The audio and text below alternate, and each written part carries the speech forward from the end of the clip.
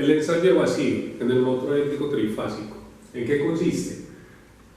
Conectamos el motor desconectado de la carga, es decir, que la potencia útil que le entrega en el eje es igual a cero, no está moviendo nada, solamente gira su propio eje. Y lo conectamos a través de una fuente trifásica variable y anexamos en la red un analizador de red que nos va a permitir identificar la tensión de vacío, la potencia consumida en vacío y la corriente de vacío. Note que colocamos en este ensayo el subíndice 0 para indicar que pertenece a la prueba de vacío. Además, recordemos que estamos utilizando las letras mayúsculas para identificar la tensión de línea y las letras minúsculas para identificar la tensión de fase. Entonces, esta es U mayúscula, esta U mide la tensión de línea y esta I es la tensión, la intensidad de corriente de línea. Muy bien, ¿qué ocurre cuando el motor trabaja en vacío? Primero, tenemos que la velocidad del rotor es muy cercana a la velocidad sincrónica. Ejemplo, para un motor de 4 polos, si la velocidad sincrónica es 1800 rpm, cuando trabaja en vacío, la velocidad rotórica es muy cercana, 1797 aproximadamente, 1798 rpm. Es decir, la diferencia entre ambas velocidades es mínima, nunca iguales, pero sí mínima. Entonces podemos decir que en este ensayo vacío se cumple que la velocidad rotórica es aproximadamente igual a la velocidad sincrónica. ¿Qué implica esto? Esto implica entonces que el deslizamiento, ¿a qué es igual? Es ns menos nr sobre ns. Entonces nos queda que como son iguales, ns menos nr nos va a dar 0. Luego el deslizamiento en el ensayo de vacío es 0. Esa es la primera implicación de no tener carga en el eje.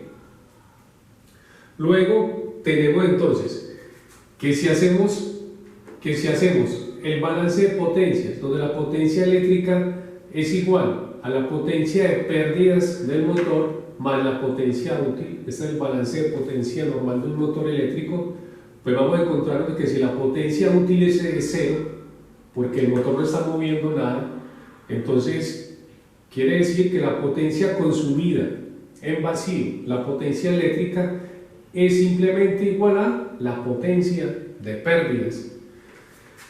O sea que la ecuación que tendríamos sería potencia de vacío es igual a potencia de pérdidas, y la potencia de pérdidas es ¿cuál? Es la potencia del hierro más la potencia de pérdidas mecánicas más la potencia de pérdida del cobre en vacío.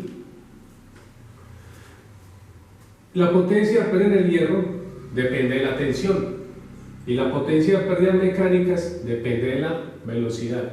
¿Qué pasa? Que en un motor pues tiene que trabajar en condiciones nominales de tensión y de velocidad.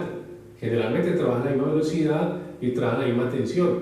Esto hace que la potencia de pérdida del hierro sean constantes. Al igual, la potencia de pérdidas mecánicas son constantes. Luego este paquete, esta suma de potencia de pérdidas, la potencia de pérdida del hierro más las mecánicas son constantes. Se llaman así pérdidas constantes. A diferencia de la potencia de pérdida del cobre, que obviamente por ser calentamiento del cobre depende de ¿qué? De I cuadrado R. La I que recorre esa bobina por la R del cobre. Y como la I varía dependiendo de la carga, entonces la potencia de pérdida son variables, las del cobre. ¿Qué pasa con la potencia de pérdida del cobre en vacío? ¿A qué es igual? Pues simplemente I cuadrado R. Esta R1 ya la hallamos en el ensayo de tensión de corriente continua por el método tensión corriente. Esta R1 entonces es la resistencia del devanado primario por fase y tenemos la corriente de vacío al cuadrado. Va multiplicado por 3. ¿Por qué razón? Porque el circuito es por fase y la potencia es trifásica. La potencia total de pérdida del cobre es 3 veces I 0 al cuadrado por R1. Noten, aquí tenemos I minúscula. Esta I minúscula es ¿cuál? Va a ser la I0, la I de línea, dividido por raíz de 3, por ser corriente I mayúscula, la corriente de línea que fue la que medimos. Pero como la máquina está conectada en delta, necesitamos dividirla por raíz de 3. De esta ecuación acá resolvemos y encontramos que la potencia de pérdida en el hierro más la potencia de pérdidas mecánicas es igual a ¿qué? A la potencia consumida en vacío y le descontamos la potencia de pérdidas en el cobre en vacío. La conexión del motor es en delta, está trabajando en delta a 220 voltios y conectado a la corriente trifásica variable.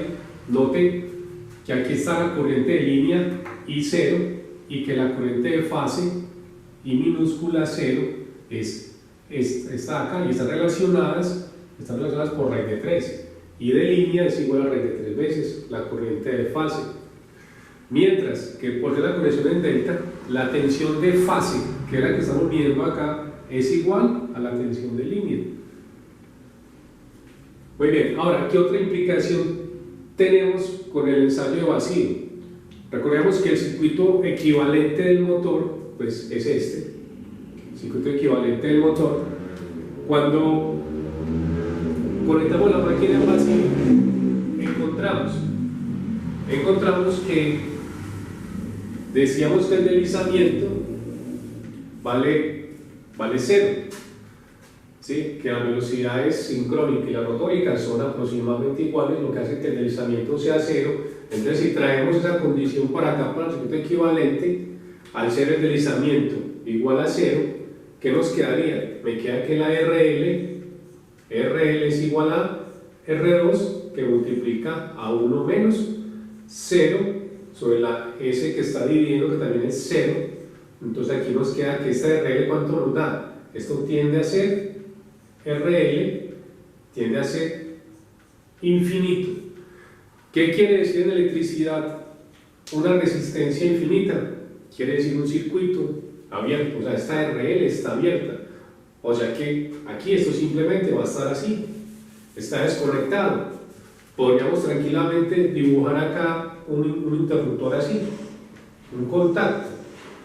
Este contacto está abierto, es decir, cuando el motor está trabajando en vacío, el circuito rotórico está prácticamente abierto.